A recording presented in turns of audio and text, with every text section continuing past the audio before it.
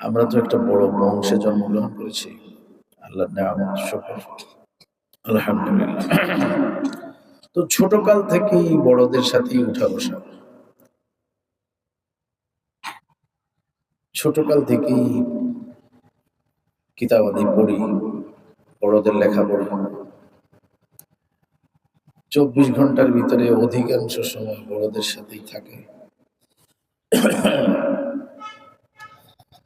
তারপরও এমন এমন কথা শোনা যায় যেটা আর কখনো শুনিনি।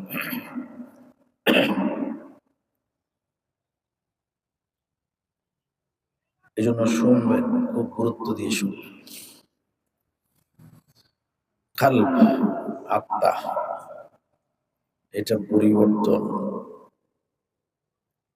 পড়ার দ্বারাই হয়, শোনার দ্বারা হয়।